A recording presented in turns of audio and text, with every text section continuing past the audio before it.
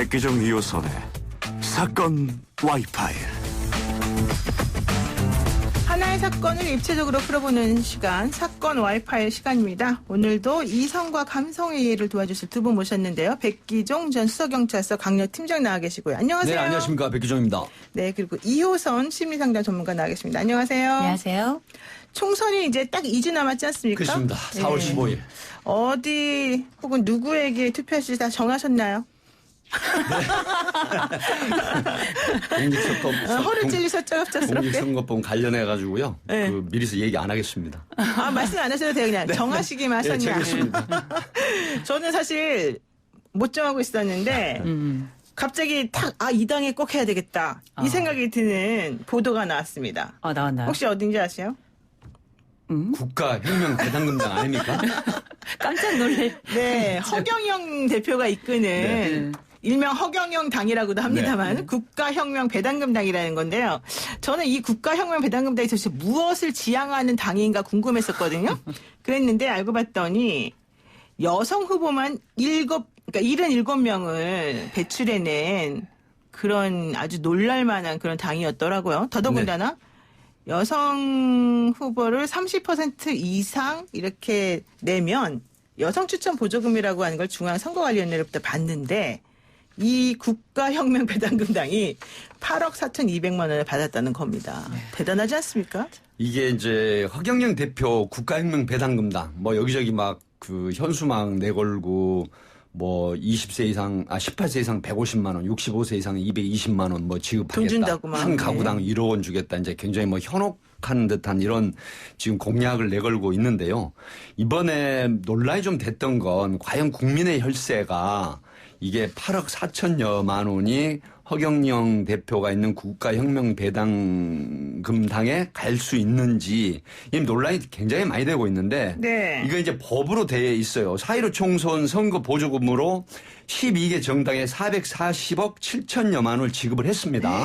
그러니까 27, 8일간 국회의원 후보를 등록 마감을 하고 이게 법으로요. 정치자금법 26조에 보면 후보 등록 마감 후 2일 이내에 이 배당금을 지급을 하게 돼 있어요. 보조금을, 선거 보조금을. 그런데 허경영 대표가 있는 국가혁명 배당금 내에서 왜 8억 4천여만 원이 갔느냐면 2004년도에 재정 관련 규정이 생긴 정치자금법 26조에 의해서 어떤 거냐면 국회의원 후보 총 개수의 100분의 30 이상을 여성 후보를 내면은 여기에 관련해서 이 선거 보조금을 지급을 하게 돼 있거든요. 그랬는데 지금 국가혁명 배당금에서는 여성 후보가 76명까지면은 이 돈을 탈 수가 있는 77명을 추천을 했어요. 그래서 이제 후보 등록을 했거든요. 그렇게 돼서 받았는데 지금 논란이 되고 있는 게 있죠. 지금 보면은 국민의당이나 한국경제당, 친박신당, 열린민주당 이 국회의원이 한 명씩 있어요. 그럼에도 불구하고 국회의원이 한 명도 없는 국가혁명배당금당이 여성 후보를 100분의 30을 이상 냈다 그래서 이제 8억 4천여 만에 국민의 혈세가 지불이 됐는데 지금 2004년 이후에 처음입니다. 이 사례가. 그렇기 때문에 논란이 되는 건 또 이런 거죠. 전국에 지금 후보 등록한 분 중에 국가혁명배당금당에 범죄 전력을 제출하게 돼 있잖아요.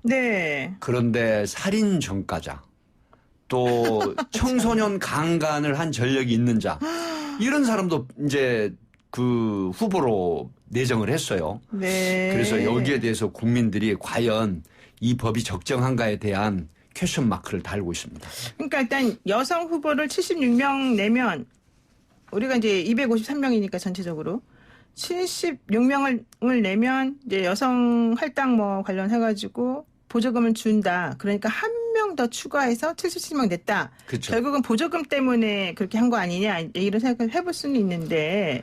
근데 그 당은 우리가 그거 맞추려고 그랬던 거 아니다. 그거 아니래요? 거짓말이래요? 예, 아니, 그쪽에 우리가 잘못 생각한 거래요? 예, 예. 그 특별부좌관이 그렇게 이제 인터뷰를 하는 걸 봤는데요.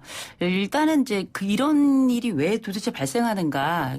그 법조계 계시니까 우리 노 변호사님 잘 아시겠지만 우리나라 선거법이 네거티브법이라 사실 하지 말라는 것만 안 하면 다 되는 거거든요. 근데 하지 말라는 게 너무 많아요. 그렇긴 하라는 게 하죠. 없어요. 예. 근데 이제 어떻게 생각해 보면은 이 그 허경영 씨가 하고 대표로 있는 국가혁명 배당금당 이쪽 같은 경우에는 이게 이 법 자체가 여성의 정치 참여하고 또 인권을 향상시키자 이런 취지로 기본적으로 만들어진 건데 지금까지 이 법이 만들어졌지만 이 30%를 채운 정당이 단 한 군데도 없었거든요. 그러니까요. 이것도 문제죠. 사실은. 어떻게 보면 이게 어쨌든 불법은 아니에요. 충분히 합법이긴 한데 그럼에도 불구하고 이 법이 가지고 있는 기본적인 취지를 이걸 활용했다 그래야 될까요? 이용했다 그래야 될까요? 그런 의혹을 떨칠 수가 없는 게 일단 인원이 그러하고요. 76명이면 되는데 그건 또 딱 그래 맞추는 건 너무 턱걸이라고 생각했던 게 아닌가. 그래서 어쨌든 7명이 된 거고 중요한 건 이 환경 이 그렇게 여성을 위한 정책이 어떤 정책이 있고 또 얼마나 있는가 이거 좀 확인을 해봐야 될 것 같고요. 두 번째로는 그러면 이 여성들이 이렇게 충분히 추천을 받아서 이렇게 보조금까지 받을 수 있는 이 환경에 이 당내 환경은 어떤가 보면 백 팀장님 말씀하셨던 것처럼 보면 강간으로 이제 전과가 있는 분도 계시고요.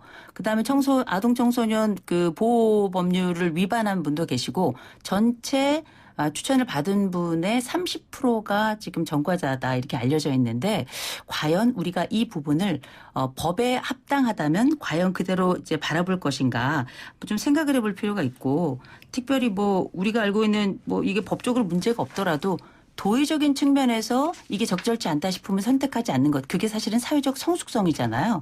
이런 면에 있어서는 조금 정치가 가지고 있는 가장 대표적인 단어라고 하는 명분에도 별로 이렇게 잘 맞는 것 같지는 않다라는 생각이 들더라고요. 그러니까 일단 이번에 이제 발표된 거를 보게 되면 중앙선관위에서 발표를 했습니다. 27일 날 그 후보 등록 상황을.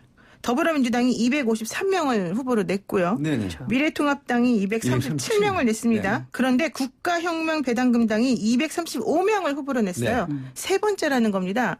제가 궁금한 거는 국회의원 한 명도 없는 이 당에 235명이나 후보를 낼 정도의 조직력이 있다는 것도 정말 대단하지 않습니까? 지금 이제 그 두 분 여성분들인데요. 민주당이 253명의 후보 중에 여성 후보는 몇 명인 줄 아세요? 사실 32명, 12.6%. 네, 맞습니다. 그다음에 통합당은 237명 중 26명, 10.9%밖에 안 되는데 네. 이 부분에서 객관적으로 보면 국민혁명배당금당이 여성을 굉장히 존중한 듯 보이는 형태인데 사실 그 거대 양당도 이 부분에 대해서 여성들에 대한 우대, 후보를 존중해 주는 듯한 이런 부분들이 좀 보강이 돼야 되는데 사실은 그 허경영 대표가 있는 이 당이 지금 슬로건으로 내걸고 있는 부분도요. 그 안에 뭐예요? 들어가 보면 사람들이 하는 게. 예. 어떤 거냐면 예. 오래전에 저거 있죠. 공중부양. 공중부양이요? 공중부양. 네. 그러니까 이제 허경영 대표가 공중부양을 할 수 있다. 뭐 손이나 발이 몸이 신체가 모두 공중으로 떠올 수 있다. 이제 이런 건데 문제는 지난 그 대선 때 보면 이게 17대로 아마 제가 알고 있는데 그때 0.4%의 지지를 받았어요. 근데 우리 지금 어떤 부분이 상당히 사람들한테 관심이 있냐면 국가혁명배당금당이 만약에 현지 법에 의해서 비례대표 1번으로 지금 20번까지 그 비례대표 후보를 선정을 했어요. 근데 1번이 누구냐면 허경영 대표예요. 그런데 3%의 지지표를 획득을 하면 허경영 씨가 우리 대한민국 국회의원으로 등원을 할 수 있다. 그럴 수 있겠네요, 예. 진짜. 지금 이게 이제 이렇게 돼 있는데 뭐 허경영 씨를 저는 비난할 생각은 없지만 허경영 씨가 논란이 됐었던 게 굉장히 많죠. 어떤 겁니까? 바로 영어의 몸이 돼가 계신 박근혜 전 대통령과 결혼을 하기로 했다. 이제 이런 부분들. 그다음에 여러 가지 논란이 있어서 공직선거법으로 처벌을 받아가지고 10년 동안 피선거권이 박탈이 됐는데 2018년도에 이게 해제됐어요. 그래서 지금 가능한데 또 어떤 겁니까? 부시 대통령 취임식에 참석을 했다 그래가지고 이게 뭐 여러 가지 논란이 돼 있고 그다음에 또 최근에는 그 최사랑 씨라고 뭐 무려 나이 차이가 굉장히 많은 분하고의 어떤 그 사실혼 관계 논란이 되기도 했어요. 그런 것도 있어요? 예, 네. 그래서 차사랑 씨가 뭐 그 매체에 나와가지고 여러 가지 형태 뭐 비판도 좀 하고 하는 이런 부분이 있었고 그런데 지금 국가혁명배당금당 뭐 어떤 겁니까? 151석이 되면은 전체 가구에 뭐 1호씩 준다 이제 이렇게 됐는데 이게 지금 소요 예산이 2,000조가 있어야 됩니다.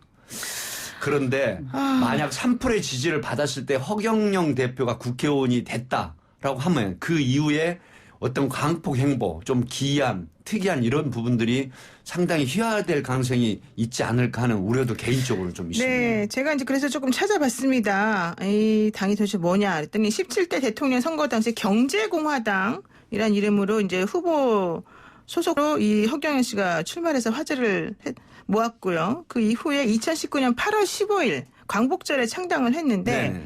이 당의 창당 이념이 뭐냐 물어봤더니 범민족주의, 복지국가, 사회보수주의, 포퓰리즘을 저는 이념으로 내세우는 당은 처음 봤는데 어쨌든 그런 것들을 이제 내세우고 있습니다. 근데 제가 또 궁금한 거는 어쨌든 그럼에도 불구하고 지금 말씀하신 것처럼 공중부양 이런 상식적이지 않은 그런 얘기를 함에도 불구하고 선거 때마다 이 사람이 계속해서 이런 파격적인 공약을 내걸고 계속 나오고 있단 말이에요. 근데 이거는 어느 정도 대중들한테 통하기 때문에 그러는 거 아니냐. 이거 좀 생각해 볼 수 있지 않습니까? 일단은 이제 공약을 들어보면 일단 이 가능하기만 하다면 매력적인 부분도 있긴 있죠. 이를테면 결혼하면 1억 주겠다. 뭐 이런 얘기. 또 출산하면 5천만 원 주겠다. 그래서 이제 다들 얘기했던 게 그럼 재혼도 되냐. 뭐 이런 얘기들도 농담삼아 하고 그랬었는데 일명 허경영 씨가 얘기했던 3.3 공약이라는 게 뭐 줄줄이 있습니다만 우리가 이게 이상적으로 이게 실현이 가능하다면 어쩌면은 이게 굉장히 매력적인 공약이 될 수 있지만 우리는 항상 현실의 발을 딛고 있고 이게 실현 가능하지 않다는 걸 알기 때문에 이 선택을 한다면 이거는 조금 좀 생각해 볼 부분도 있다라는 생각을 해요. 근데 제가 허경영 씨랑 그전에 방송을 한번 같이 했었는데 그래요? 어때요? 네. 전 한 번도 못 봤는데.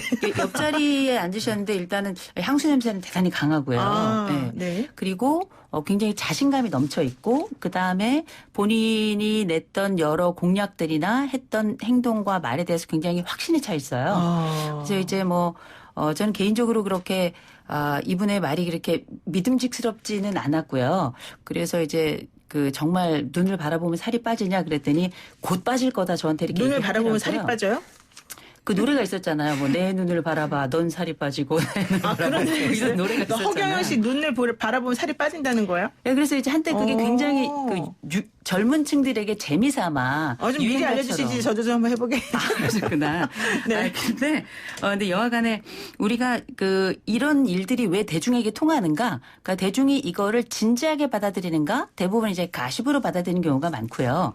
특별히 이게 아무 의미 없는 말처럼 들릴 수 있겠지만 놀랍게 누군가는 이 부분에 대해서 진지하게 고려하고 재미삼아라서도 찍을 수 있거든요. 근데 이번에 우리가 여성 추천 지원금 8억 4천에 해당되는 이 금액도 국민 혈세거든요. 그럼요. 그리고 우리가 합리적이고 이성적으로 어떻게 국가를 운영할 것인가. 그래서 정치가 중요한 거고요. 누구를 뽑을 것인가가 우리 대한민국의 미래를 가늠하는 거잖아요. 정치는 재미로 혹은 정치인은 흥미로 뽑는 게 아니기 때문에 반드시 공약도 얼마나 실천 가능한 것인지 확인하고 그 다음번에 재미가 아닌 진심으로 뽑아야 되지 않나 싶습니다. 우리 4867 애청자님께서 말씀하셨습니다. 정보를 주셨습니다. 종로에 가끔 허경영님 출연하면요. 항상 따라다니는 팬들이 전부 아주머니 부대이더군요. 여성 우선 정책이 참 이상한 방향으로 드러났다라고 우리는 얘기하고 있습니다. 뭐 이런 얘기 주셨고요. 또 8192님께서는 허경영 씨 머리가 정말 되게 좋으신 것 같습니다. 이런 얘기 하셨는데 제가 보기에는 이제 이런 식의 반응이 나타나는 거는 현실 정치인들에 대해서 우리 국민들이 가지는 실망감이 너무 크기 때문에 그렇죠. 실제 허경영 씨가 그렇게 할 거라고 생각해서라기보다는 막 정말 블랙 코미디 비슷한 그런 느낌으로 하는 거 아닐까 생각이 들어요. 사실 그 정치 혐오, 근데 지금 무당층이 굉장히 많은 걸로 보통 20에서 30% 가까운 지역에 따라서는 편차가 있지만 무당층이 있잖아요. 어느 네. 당도 지지하지 않는, 관망하는. 우리 이제 노영희 변호사님이 처음에 누구를 선택할 것인가라고 이제 물으셨던 것처럼 대답이 없는 그런 상당히 많은 숨은 소위 말하는 사이 그런 유권자들이 굉장히 많거든요. 근데 허경영 씨가 이제 이런 어떤 상당히 뭐랄까 그 상당히 많은 대중들로부터 관심을 끄는 거는 어떤 그 현혹하는 부분도 좀 있지 않나 싶어요. 제가 이렇게 보면은 예전에 그 일본의 오음진리교 교주 혹시 기억하십니까? 기억하죠. 이때 예. 아사하라 쇼코라고 이분도 똑같은 걸 했어요. 공중부양할 수 있다고 주장해가지고 신자를 끌어모으는 그래서 진리당을 창당을 했었던 게 있었는데 지금 그 허경영 대표가 있는 걸 보면 굉장히 웃겨요. 전 국민을 중산층으로 만든다. 그러니까 예전에 그 돌아가신 왕회장 정주영 대표께서 전 국민의 2분의 1 이상을 반가격으로 아파트를 공급하겠다라고 하는 부분인데 이건 상당히 실질적인 부분이 있었지만. 근데 좀 전에 웃긴다 표현은 조금 부적절했던 것 같습니다. 네네네. 그랬는데 이제 허경영 대표의 목표가 뭐냐면 대권입니다. 한국의 대통령. 네, 한국의 대통령을 된다라고 하는 것이고 그다음에 이제 그 어떤 인터뷰에서 이런 얘기를 물어봤어요. 좌파입니까? 우파입니까? 라고 하니까 이분이 정말 재밌어요. 나는 좌파도 아니고 우파도 아니고 허파다. 그래서 허파 그림도 나오고 이랬거든요. 그리고 이제 그 구호가 재밌어요. 노노 S예요. 노노 S. 그러니까 뭐냐. 소위 말하면 부정부패 노. 그다음에 예산 그 낭비도 노다. 군대 국민 배당금은 S다. 이제 이렇게 돼서 이게 뭐랄까 좀 여러 가지 그 형태가 있는데 사실은 앞에서 제가 말씀드린 것처럼 지난 그 이력을 보면 좀 황당하죠. 아니 박근혜 전 대통령하고 결혼을 약속했다. 뭐 부시 대통령 침실에 갔다. 그리고 축지법도 써요. 네, 공중부양도 하시고. 그리고 이제 어떻게 된 건지 역량이 있으셔가지고 24살이나 어린 최사랑 씨하고 사실혼 관계에 있었는데 본인은 부인을 해요. 뭐 사실혼 관계가 아니다. 라고 하지만. 뭐 사랑했다 이겁니까? 뭐 최사랑 씨는 또 여러 가지 그 폭로를 하고 계시는데. 아니, 잠깐, 제가 얘기를 안 할 수가 없는 게, 우리 레드헤어님, 뭐, 저널리즘 제이님, 뭐, 지승호님, 정들량님, 다 뭐라고 하신 줄 아세요? 허파 꼭 필요합니다. 제가 진짜 오랜만에 라디오에서 참 웃습니다. 아이고, 아니, 정말. 이거는 웃을 수 있는 우리가 건지 참. 예. 웃으면서 하는 얘기긴 합니다만 사실 외국에는 뭐 전 국민을 우주여행을 시키겠다 뭐 이런 공약을 가지고 오는 사람들도 있어요. 그래서 네, 분명한 거는 우리가 이번에 이 감염병 사태를 맞으면서 국민적 성숙성을 확인을 했는데 네네. 이 부분이 이번 정치 4월 15일 날 있는 정치에 대한 정치적 선택에 대해서도 충분히 성숙성을 좀 발휘해야 된다고 생각합니다. 좋습니다. 이제 거기까지 합시다. 우리가 허경영 당을 너무 열심히 할 필요는 없을 것 같고.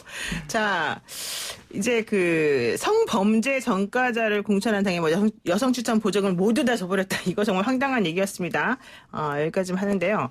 또 다른 성범죄 관련 얘기를 한번 해볼게요. 일명 N번방 사건으로 불리운 이 디지털 성착취 범죄 가담자 이 16세 태평양 이모군 얘기를 한번 해보려고 합니다. 이 사람이 반성문 제출로 자기가 형량 낮추기에 성공했다 이렇게 또 자랑질을 막 하면서 사실은 요즘에 이 엠버방 관련해서 재판 받으려고 하는 사람들이요.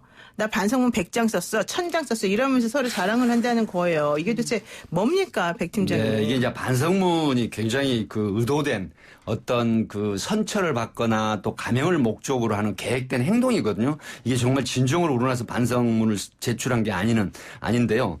이게 지금 미성년자 그 여성을 협박을 하거나 성착취를 해서 디지털 방에 올렸던 조주빈 있지 않습니까? 네. 여기에 관련된 이 목은 나이가 이제 16세 고등학교 1학년 정도 나이인데 이 사람이 어떻게 되냐면 박사방 운영진이에요. 운영진인데 이 디지털 성범죄의 그 영상들을 별도로 방을 운영을 합니다. 이게 뭐냐면 태평양 원정대라 그래가지고 텔레그램에서는 태평양이라는 닉네임으로 했는데 여기에 박사방처럼 설치를 했는데 여기에 해온 가입이 몇 명인 줄 아세요? 무려 2만 명이 들어왔어요. 그래서 이게 이제 경찰에 체포가 돼가지고 구속이 됐습니다. 뭐 우리나라 소년법에 의해서 19세 미만에 대한 소년법 적용을 받았어도 워낙 행위가 나빠서 이제 구속이 돼서 형사 지금 재판을 하고 있는데 지금 핫하게 뭐가 문제가 되냐면 여기에 관련된 사람들이 굉장히 많아요. 소위 말하면은 그 왓치맨이라고 아시죠? 네. 보도 많이 됐던. 이 사람도 지금 검찰이 징역 3년 6월을 구형을 했는데 재판부에다 반성문을 주말만 제하고 매일 지금 제출하고 있고 또 청소년 성보호법상의 강간 혐의가 있었던 사람 이것도 전부 조주빈하고 관련됐어요.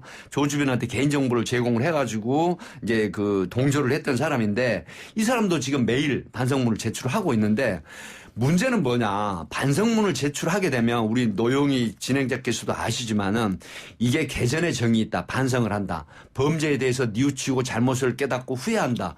이런 측면에서 어떤 적용을 하냐면 범죄에 대한 반성을 하고 잘못을 깨닫고 있기 때문에 선처나 가명의 근간으로 삼는다. 이게 문제예요. 그래서 실질적으로 이런 혜택을 보는 피의자들 굉장히 많거든요. 이게 지금 탄원서나 진정서나 피해자 합의서 이런 부분들이 사실은 의도된 그다음에 계획된 행동으로서 본인이 유리하게 하는데 여기서 제가 한 가지만 조금 더 말씀을 드리면요. 피해자들 현재 피의자들 가해자들은 눈에 보여요. 그래서 몸부림을 칩니다. 선처를 받으려고. 그래서 때때로 동정심을 불러일으키기도 하죠. 근데 우리가 반대로 디지털 성범죄나 그다음에 오프라인상의 실질적 서울 피해자는 어떤 거냐면요. 눈에 지금 보이잖아요. 근데 평생을 어둠 속에서 힘들어하고 고통스럽고 슬퍼하고 그다음에 정말 때로는 극단적인 선택을 하는 분까지 있어요. 그러니까 보이는 가해자는 인권이 있고 보이지 않는 피해자는 인권이 없는 이런 현상을 우리가 반드시 직시를 해야 됩니다. 그런데요, 뭐 제가 일선에 있습니다만은 실제 정말로 죄송하다는 뉘우침으로 반성문 쓰시는 피고인이나 피해자 많아요. 그런데 저는 우려되는 게 오히려 이번 이 N번방 피해자 피고인들 때문에 정말 그렇게 반성한 사람들의 반성문 효과가 정말 떨어지고 이제 안 믿어버리게 되는 그렇죠. 것도 사실은 상당히 안 좋은 것 같은데. 이호선 선생님께는 전문가님께는 제가 이걸 여쭤보고 싶습니다. 반성문을 작성하면 뭐 양형에 참작이 되나요? 이걸 물어보는 거 아닙니다. 그렇죠. 반성문을 작성하면 정말 자기 반성에 자기 잘못을 뉘우치는데 효과가 있습니까? 효과는 있죠. 아, 효과가 있어요? 그럼요. 왜냐하면 내가 했던 행동, 말들을 실제 글로 써서 그걸 한번 돌이켜본다는 의미에서는 어느 정도 내 생활과 삶에 대한 정리를 해보는 과정이기 때문에 일정 부분이 있습니다. 그런데 이게 이제 범죄와 함께 연결되어서 그 범죄를 스스로 남에게 가해를 한 다음에 그 범죄에 대해서 자기 스스로를 뭐 경감을 받는다든지 이런 목적이 아주 확연한 것이라면 우리가 사실 글자로 벌을 면할 수 있다면 이 모든 것으로 다 희생된 다수의 피해자들에게 이 글자는 어떤 의미일까 한번 생각을 해봐야 될 거고요. 네네네. 특별히 만약에 우리가 이 글자로 벌을 면하게 할 수 있는 이런 정책이 어쩌면 피해자들 눈에서 볼 때에는 법이 윤리적 함정에 빠지는 거 아닌가 스스로 이런 생각을 할 수밖에 없는 거죠. 그러니까 우리가 알고 있는 이 피해자들 입장에서는 이런 반성문을 통해서 그 사람들이 경감된다면 피해자들에게 너희는 용서해야 된다라고 강요하는 것 같은 느낌을 줄 수도 있다는 거예요. 이런 부분은 좀 충분히 고려가 필요할 것 같고요. 또 경우에 따라서 우리가 왜 사회적 메시지를 위해서는 사회적 도의상 용서하지 않는 경우도 있잖아요. 경우에 따라 너무 심각하고 너무 가학적이고 특별히 이게 가학적 쾌감을 통한 뭐 결과를 얻어내기 위한 것이다. 그러면 제가 가지고 있는 그 크기나 정도에 따라서 이런 것들을 아마 판사님들이 잘 조정하지 않을까 좀 그렇게 생각은 하고 있습니다만 우리가 알고 있는 속죄의 길은 반성문 아니고도 좀 많이 있을 거라고 봅니다. 아, 그렇군요. 백기정 팀장님, 소년범들 많이 만나보셨잖아요. 네네. 어떻든가요? 특징이 있습니까? 이 소년범들이 지금 굉장히 소년법을 악용하고 있다고 저는 이렇게 봐요. 악용합니까? 예. 네. 소년법에 보면 소년이란 게 뭐예요? 소년법 2조에 보면 19세 미만의 자를 소년이라고 이렇게 규정을 하고 있어요. 그리고 이제 32조에 보면 보호처분이라는 항목이 있는데 뭐 감호 이타, 그다음에 수강명령, 사회봉사명령, 그다음에 실질적으로 상당한 죄를 저질러도 구속이 거의 잘 되지를 않아요. 이런 형태를 이용을 하는데 이 소년법에 보면 취지가요. 반사회성이 있는 소년의 이 환경 조정과 품행 교정을 위한 보호 처분을 필요 조치로 하고 형사 처분에 관한 특별 조치를 함으로써 소년이 이렇게 밝고 건전하게 성장하도록 돕는 것을 목적으로 한다라고 하는데 이걸 악용한다라고 하는 얘기는 무슨 얘기냐면요. 지금 이번에도 N번방 사건의 16세대 나이가 정말 그 상당한 아주 성착취물, 디지털 성착취물을 올려가지고 상당한 돈을 끌어모았거든요. 근데 이런 범죄 말고도 뭐 성범죄를 실질적으로 저지르는 형태라든가 그다음에 그 선량한 아이들에 대해서 주기적으로 지속적으로 린치 소위 폭행을 가하고 그다음에 삥치기라고 보통 은어로 하거든요. 돈을 뺏고 그다음에 셔틀을 시켜요. 빵 셔틀 뭐 이런 여러 가지 형태. 근데 피해를 당하는 아이들은 정말 죽고 싶을 정도로 지옥이거든요. 근데 얘들을 예를 들어서 경찰서에서 이제 체포를 해와가지고 조사를 하면요. 이 소년법을 어떻게 알아요? 형사님, 소년법에 우리 조사 이렇게 오래 못하고 빨리 기가조치시키고 보호자한테 인계할 수 있도록 했잖아요. 그러면서 낄낄낄 웃어요. 집에 빨리 보내줘요. 당당해요. 뉘우치는 게 없어요. 이런 부분들. 그리고 이제 인천의 그 아파트 데려가서 정말 초등학생을 유인해서 살해하고 정말 그 시신을 분리하는 아침부터 죄송하지만 그런 끔찍한 사건도 소년법 적용을 받았잖아요. 이런 형태인데 지금 국민청원에 매번 올라오는 게 뭐예요? 소년법을 좀 개정을 해라라고 하는데 요즘 아이들 전체가 다 그렇다는 건 아닌데 정말 흉판 아이들이 많거든요. 네. 여기에 대한 적응을 빨리 우리가 해야 될 것 같습니다. 네, 정말 전체적으로 조금 체계를 좀 바꿔야 되는 게 아닌가 생각이 듭니다. 오늘 여기까지 말씀 듣겠습니다. 고맙습니다. 감사합니다. 네, 지금까지 백기종 전 팀장, 이호선 심리상담 전문가였습니다.